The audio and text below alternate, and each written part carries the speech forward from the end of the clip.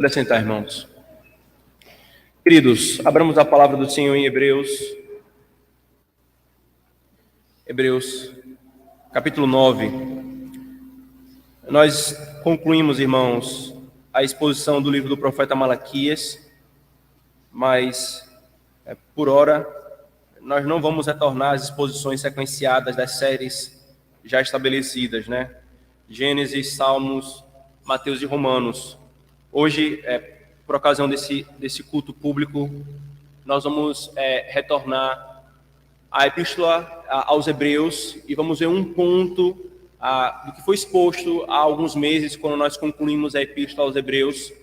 Houve um ponto, sem dúvida, em razão do fluxo do texto, nós não podemos nos aprofundar um pouco mais, mas agora é uma ocasião oportuna nós nos aprofundarmos nesse ponto doutrinário que foi ensinado aqui. Hebreus, capítulo 9, versículo 13 e 14. Por favor, irmãos.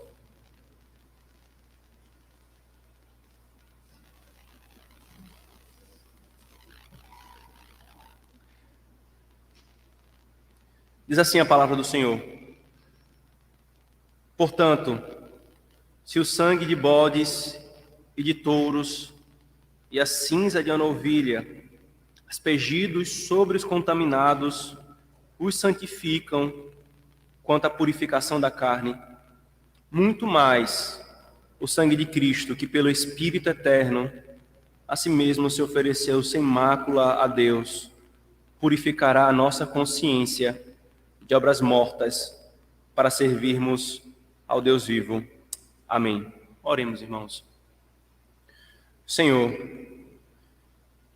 diante da Tua palavra agora estamos, Senhor. Diante de Ti, ela será pregada. Nosso coração, Senhor, está diante de Ti. A nossa consciência, Senhor, está como uma discípula querendo receber a orientação do seu mestre. Por isso, Senhor, nós pedimos, ser propício a nós, Senhor.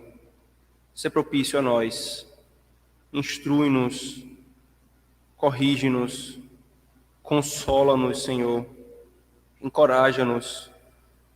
Mostra-nos a Tua glória através da Tua palavra, Senhor, pela operação do Teu Espírito. Afeta-nos, Senhor. Não nos abandona a nós mesmos. Não nos permite, Senhor, ler a Tua palavra e passar por mais uma exposição dela, insensíveis, Senhor. Mas nos dá, Senhor, as operações do Teu Espírito, operando em nosso coração, mudando a nós mesmos, Senhor, o que nós não podemos fazer. Por favor, Senhor, se propício a Teu povo. Nós oramos em nome de Jesus. Amém.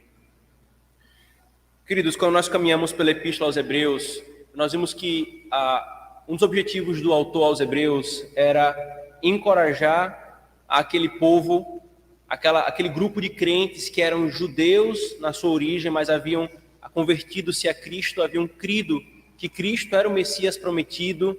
Então, abandonados os rudimentos da antiga aliança, ele escreve para encorajá-los a continuar nessa caminhada, porque muitos, por causa da perseguição, por causa das situações que eles estavam passando, estavam abandonando a Cristo e voltando aos rudimentos da antiga aliança, voltando ao judaísmo apóstata com todos os seus elementos contrários a Cristo, na sua obstinação de não reconhecer Jesus como o Cristo. E aqui, irmãos, é mais um texto, é mais um ponto da Epístola aos Hebreus, nós vimos, em que ele vai mostrar a superioridade de Cristo em relação às coisas da antiga aliança.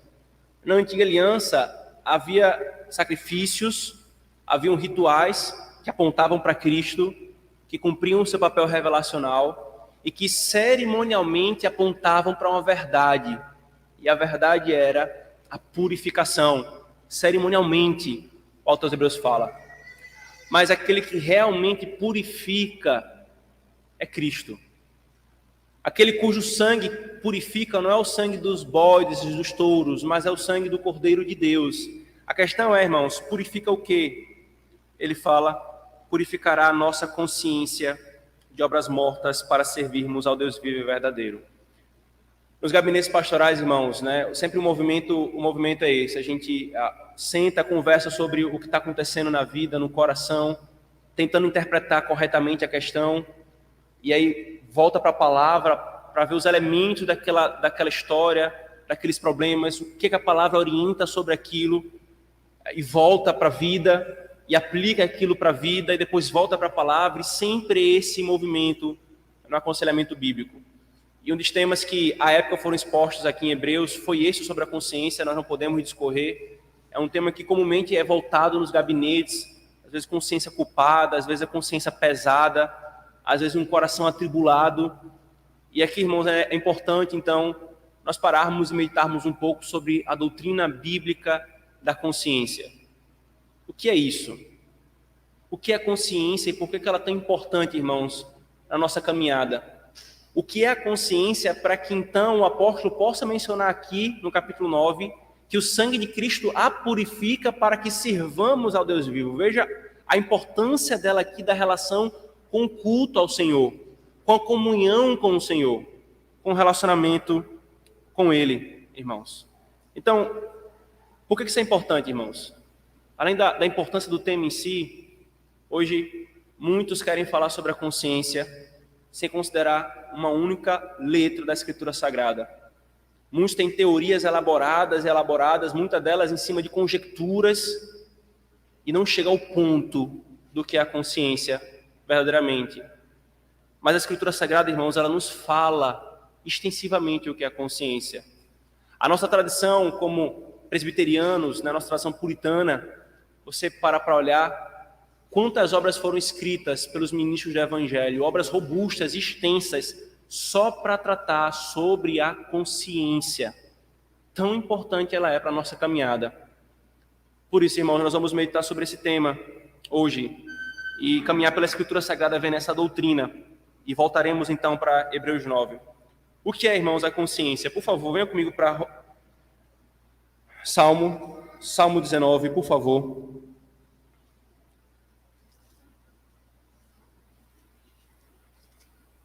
Salmo 19, versículo 12 a 14.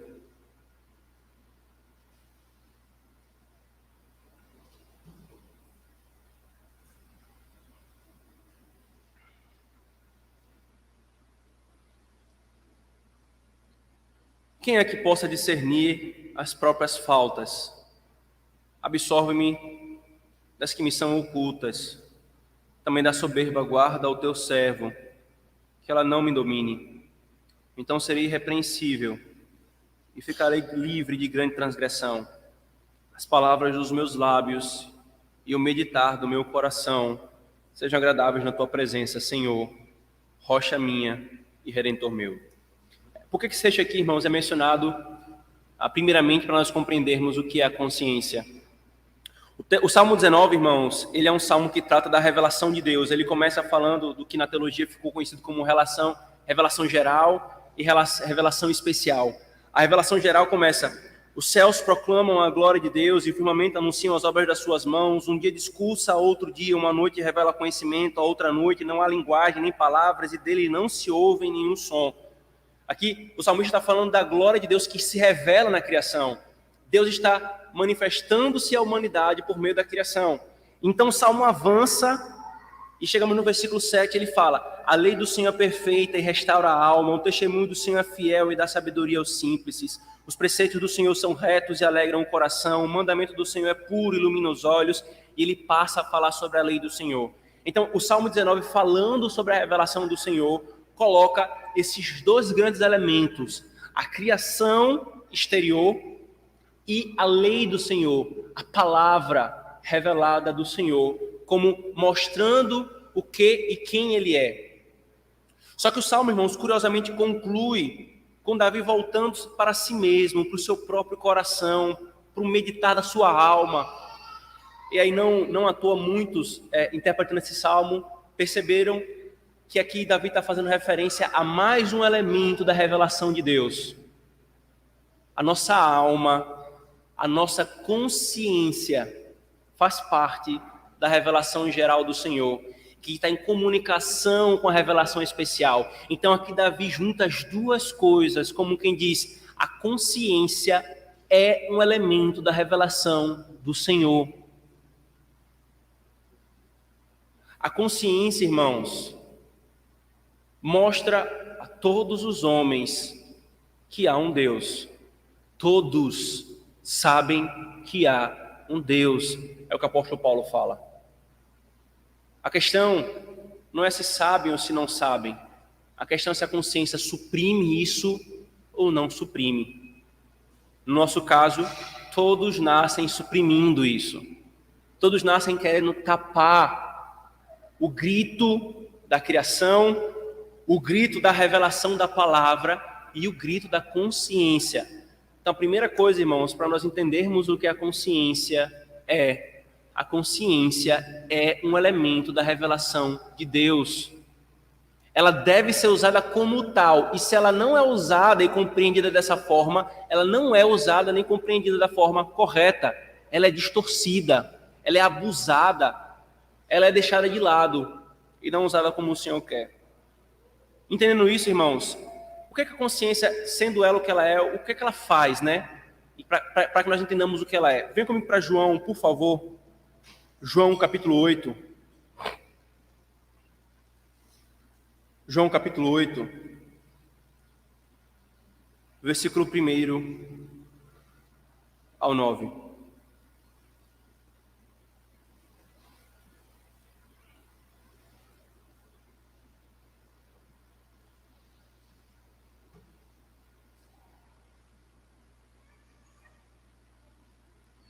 Jesus, entretanto, foi para o Monte das Oliveiras de madrugada, voltou novamente para o templo e todo o povo ia ter com ele.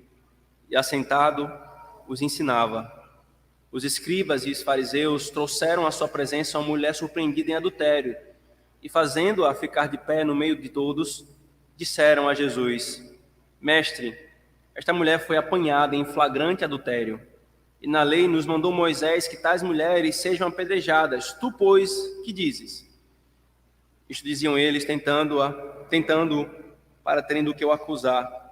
Mas Jesus, inclinando-se, escrevia na terra com o dedo.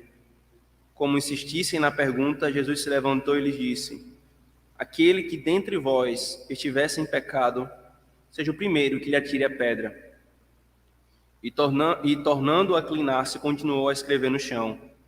Mas ouvindo eles esta resposta, e acusados pela própria consciência, foram se retirando um por um, a começar pelos mais velhos até aos últimos, ficando só Jesus e a mulher no meio onde estava. Romanos capítulo 2, por favor, irmãos. Romanos capítulo 2.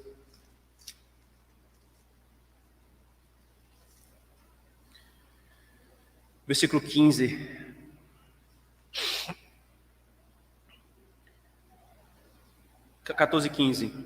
Quando, pois, os gentios que não têm lei procedem por natureza de conformidade com a lei, não tendo lei, servem eles de lei para si mesmos. Estes mostram a norma da lei gravada no seu coração, testemunhando-lhes também a consciência e os seus pensamentos, mutuamente acusando-se ou defendendo-se. 1 Coríntios capítulo 4, versículo 4, irmãos.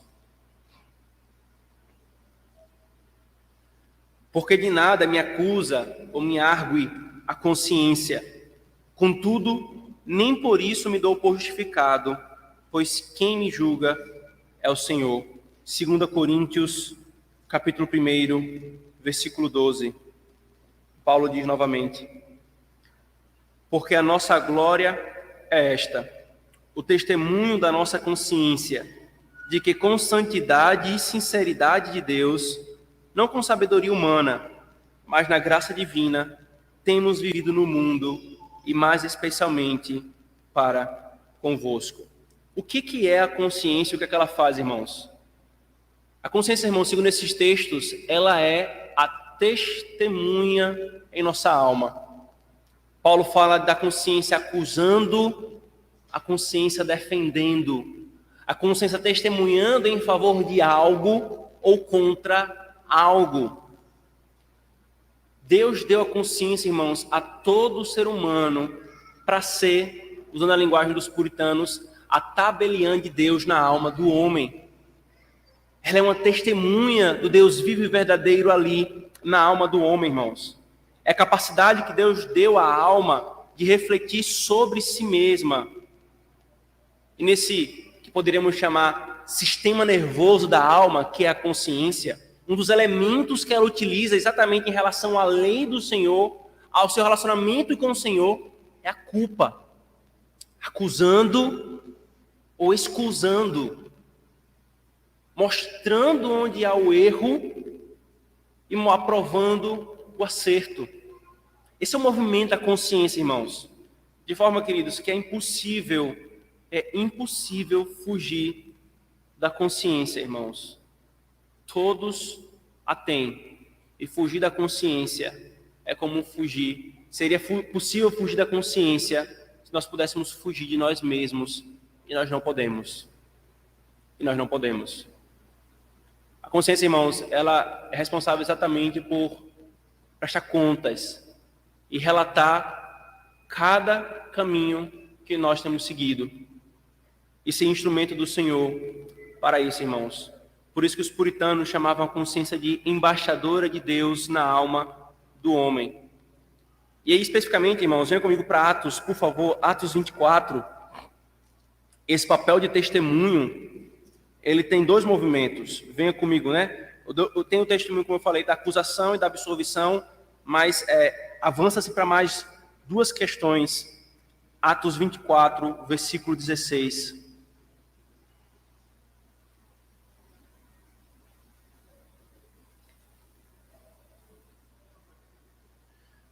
Por isso também me esforço por ter sempre consciência pura diante de Deus e dos homens. Então, vamos lá, irmãos. Deus, ele deu a consciência ao homem. A consciência é uma faculdade na alma do homem, está na própria alma do homem. É uma testemunha de Deus dentro do homem, acusando ou absorvendo em relação à lei do Senhor e ao padrão da lei inscrito no seu próprio coração. Ela o faz diante de Deus e diante dos homens. Por isso, a primeira coisa, irmãos, que nós devemos parar e considerar nós temos ouvido o testemunho da nossa consciência. Deus nos a deu, irmãos, como uma serva sua, novamente, como a revelação dele na alma do homem. Deus a deu, como nós veremos, para conduzir os homens ao Senhor. Isto é, para que ela seja instrumento dele para isso, para que ele trabalhe nela, a fim de que ela, dizendo ao homem, você precisa de Cristo, o impela a isso, o leve a isso. Nós temos ouvido a nossa consciência, irmãos. Nós temos procurado silenciá-la, suborná-la e fazermos dela ineficaz. Mas há alguns tipos de consciência, irmãos, e isso nos ajuda a entender um pouco mais essa doutrina. Nós temos na Escritura Sagrada, por exemplo, primeiramente, a consciência forte e a consciência fraca. Venha comigo, por favor, para 1 Coríntios, capítulo 8.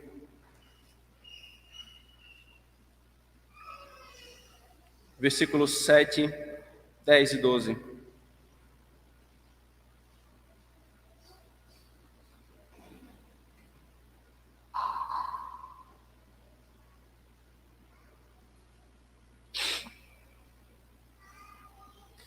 Entretanto, não há esse conhecimento em todos, porque alguns, por efeito da familiaridade até agora com o ídolo, ainda comem destas coisas como a ele sacrificada, e a consciência destes, por ser fraca, vem contaminar-se. Agora o versículo 10. Porque se alguém te vê a ti, que és dotado de saber à mesa, em templo de ídolo, não será a consciência do que é fraco induzida a participar das comidas sacrificadas ao ídolo? Versículo 12. Deste modo, pecando contra os irmãos, golpeando-lhes a consciência fraca, é contra Cristo que pecais. Então, entendendo a consciência, irmãos, o Senhor, ele nos mostra os tipos dela. O primeiro tipo é a consciência, ela pode ser forte ou ela pode ser fraca. O segundo tipo, irmãos, venha comigo para 1 Timóteo, é a consciência boa ou a consciência má. 1 Timóteo, capítulo 1,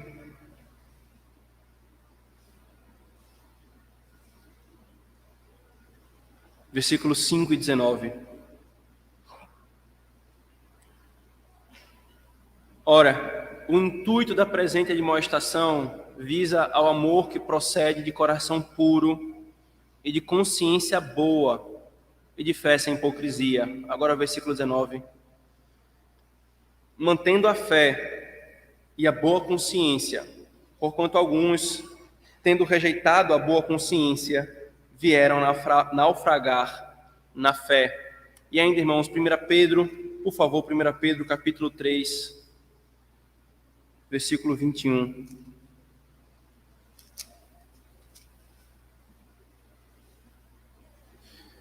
A qual, prefigurando o batismo, agora também vos salva, não sendo a remoção da imundície da carne, mas a indagação de uma boa consciência para com Deus por meio da ressurreição de Cristo. Então, há a consciência forte e a consciência fraca, a boa e a má consciência, veja, a limpa e a corrompida. Venha comigo, por favor, para Timóteo novamente. 1 Timóteo, capítulo 3.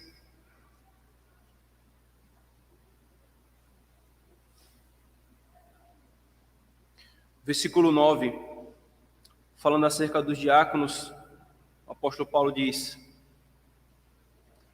conservando o mistério da fé com a consciência limpa. O autor dos Hebreus vai falar a mesma coisa em Hebreus capítulo 13, versículo 18, mas em contraste com a limpa, venha por favor para 1 Timóteo, Tito, por favor, Tito capítulo 1, versículo 15. Todas as coisas são puras para os puros, todavia, para os impuros e descrentes, nada é puro, porque tanto a mente como a consciência deles estão corrompidas. Então veja, forte, fraca, boa, má, limpa e corrompida. E aí vem mais dois tipos de consciência, irmãos: a ativa e a cauterizada. Veja, por favor, 1 Timóteo, capítulo 4, versículo 2. Vamos ler versículo 1 também.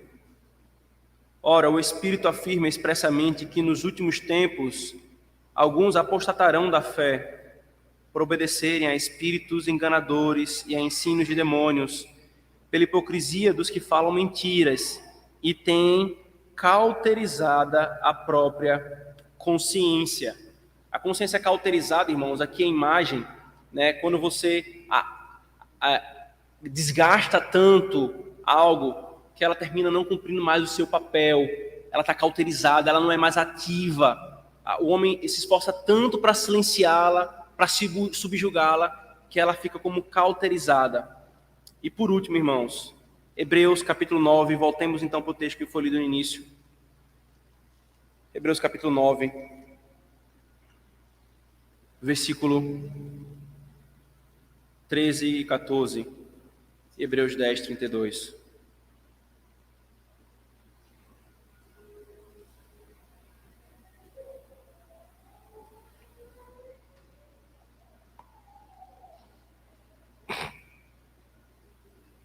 Portanto, se o sangue de bodes e de touros e a cinza de uma novilha, aspergidos sobre o contaminado, os santificam quanto à purificação da carne, muito mais o sangue de Cristo, que pelo Espírito eterno a si mesmo se ofereceu sem mácula a Deus, purificará a nossa consciência de obras mortas, para servirmos ao Deus vivo. E então o autor segue em Hebreus 10, esse mesmo tema, dizendo, versículo 19: tendo, pois, irmãos, intrepidez para entrar no Santo dos Santos, pelo sangue de Cristo, pelo novo e vivo caminho que ele nos consagrou pelo véu, isto é, pela sua carne, e tendo grande sacerdote sobre a casa de Deus, aproximemo-nos com sincero coração, em plena certeza de fé, tendo o coração purificado de má consciência e lavado o corpo com água pura.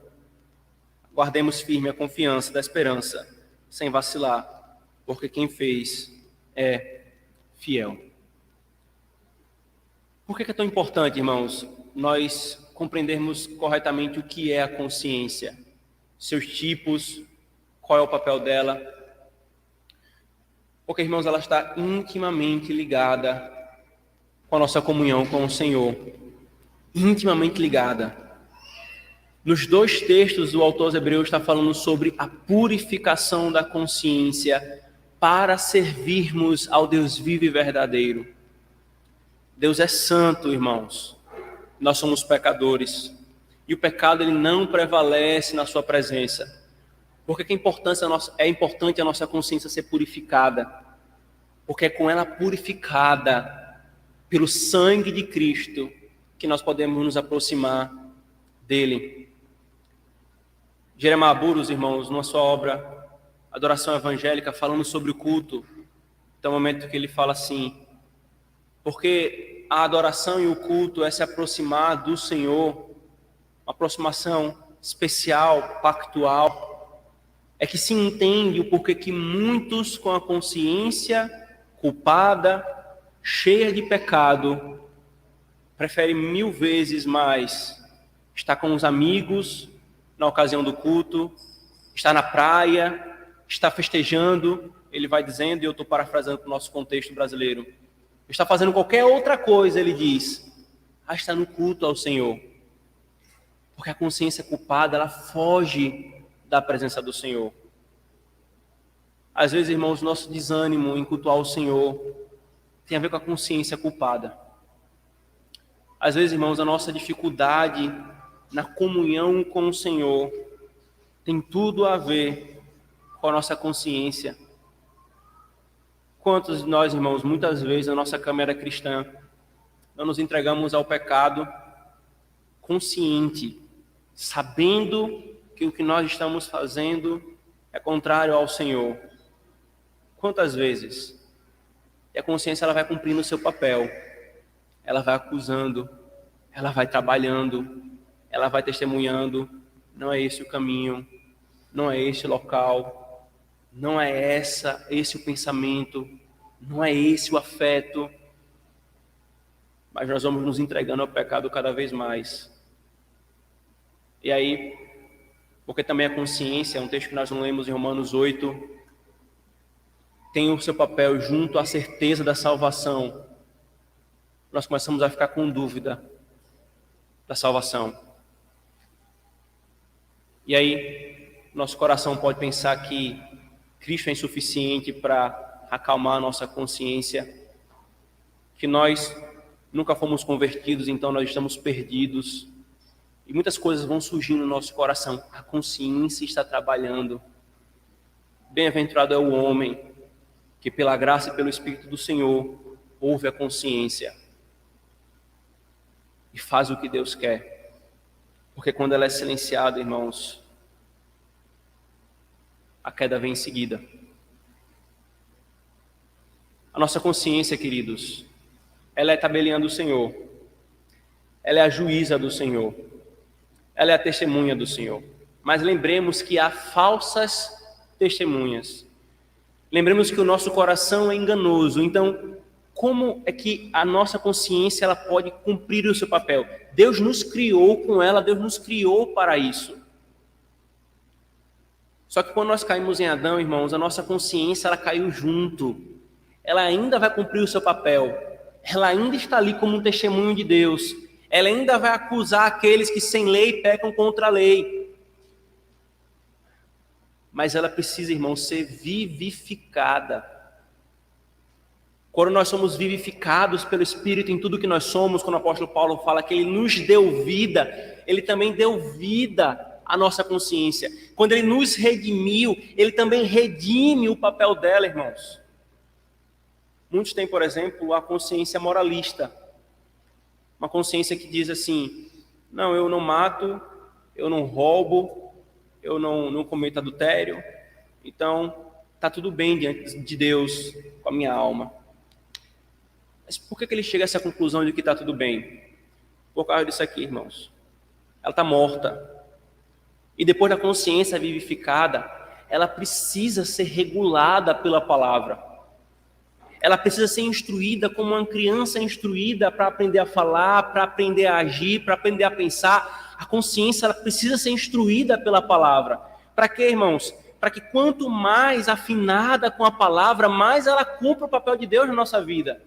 Ela seja um auxílio na santificação. Ela seja um auxílio contra a nossa soberba, de acharmos que nós não temos pecado. Ela seja um auxílio contra o nosso auto-engano. Os irmãos que tocam instrumento sabem da importância de um violão estar afinado. Alguns conseguem afinar de ouvido, como nosso irmão presbítero Leonardo e presbítero Jonas. Outros só conseguem afinar um aplicativo, botando o aplicativo na frente do violão. E você vai puxando cada corda, tensionando, e enquanto ela não está afinada, você vai puxando em referência ao aplicativo, dizendo: o tom é esse, você ainda não está nesse tom, está vermelho aqui, quando chega no tom fica verde, agora sim. E se você chegar perto do violão e fazer com a sua voz um tom exatamente igual ao daquela corda que foi afinada, aquela corda vai vibrar sozinha sem você tocar um dedo nela. Ela foi afinada, ela igualou-se àquele tom. E é assim que nós devemos lidar com a consciência, irmãos. Nós devemos nos preocupar, queridos, em instruí-la na palavra, sobre cada ponto da nossa existência, para que em cada ponto da nossa existência ela esteja regulada. Quanto mais, irmãos, ela é regulada pela palavra, mais ela cumpre o seu papel. Quanto mais, irmãos, ela é regulada pela palavra, menos nós vamos cair na tentação de alimentarmos uma culpa daquilo que não é culpa, ou desprezarmos uma culpa daquilo que nós deveríamos considerar como culpa, ou nos agarrarmos a uma culpa verdadeira quando o Senhor nos diz que há libertação, que há perdão. Isso é fundamental nesses dois processos, irmãos. A obra do Espírito na consciência, sendo regulada pela palavra. Eis a importância da instrução da palavra, irmãos, em todos os pontos. Eis a importância de nós julgarmos cada área da nossa vida. Por isso, irmãos, busquemos, queridos, uma boa consciência. E uma boa consciência ela é alcançada, irmãos, pressupondo tudo isso que nós acabamos de falar, uma busca por obedecer em todos os aspectos, irmãos, aquilo que a palavra diz. E aqui entra a importância, irmãos, do autoexame, a importância de nós nos autoexaminarmos novamente, tendo a palavra como regra, analisarmos corretamente os fatos da nossa vida, da nossa existência, os movimentos do nosso coração, a fim de que ela seja regulada pela palavra e ela cada vez mais seja purificada, porque é bom. Isso é chamado de boa, uma boa consciência, irmãos. Tudo isso, irmãos, é para nos conduzir a Cristo. A consciência culpada, a má consciência, a consciência contaminada, a qual todo homem que está sem Cristo tem. E que mesmo nós, estando com Cristo, podemos nos escorregar em tais questões, é para nos conduzir a Cristo. Como? Algumas pessoas perguntam, como pastor, eu me livro da culpa? Eu me sinto tão culpado por algo que foi feito no passado, essa culpa não sai do meu coração, me sinto tão culpada por aquilo que eu fiz, ou deixei de fazer, ou falei, eu não consigo paz de consciência. O caminho, irmão e irmã, é fazermos aquilo que o autor aos Hebreus está nos falando, correr para Cristo. Muitos irmãos, muitas teorias querem lidar com a culpa na consciência. Conversando com alguns irmãos, alguns até dizem assim, saia da cadeira da culpa, quando havia realmente uma culpa ali. Mas o conselho que a pessoa recebia era, saia da cadeira da culpa, não importa se você se é culpado ou não. Só não fica aí. Mas o Senhor entregou a culpa como uma espora, um esporão, para nos conduzir a Cristo. Cuidado com quem lida com a culpa de uma forma que não é segundo o que o Evangelho diz, irmãos. Muitos querem aliviar a consciência sem Cristo. Quantos não querem isso? Quantos não falam exatamente assim? Você precisa se perdoar. Perdoe a si mesmo. Quando não existe esse tipo de coisa de perdão a si mesmo. Perdão é declarado por um juiz. Perdão é declarado pelo ofendido. Mas muitos querem a consciência apaziguada. Muitos querem tirar a culpa da consciência sem o Cristo que foi entregue para tirar a culpa dessa consciência. É somente Cristo, irmãos, que pode dizer à honrada consciência culpada: acalme-se. É somente Cristo que pode dizer a um mar revolto, instável, pelos açoites da lei, pelo vento da lei, dizendo: acalme-se, eu te perdoo, o meu sangue purifica a tua consciência. Quão árduo, irmãos, é o trabalho de termos a consciência pura. Quão difícil, queridos, é o trabalho do autoexame. Quão fácil é nós tropeçarmos em uma consciência culpada, irmãos. Mas em tudo isso, o autor aos Hebreus nos lembra: o Senhor nos providenciou um Cristo e um sangue não de bodes ou de touros, mas do seu próprio Filho, o sumo sacerdote que se ofereceu pelo Espírito eterno sem mácula. Ele pode purificar nossa consciência. Novamente, igreja, a nossa consciência está culpada, então recorramos a Cristo em oração. A nossa consciência, ela está suja, então recorramos a Cristo para Ele nos limpar. Ele tem esse poder, irmãos. Ele pode dizer: acalme-se, consciência. Oremos, irmãos.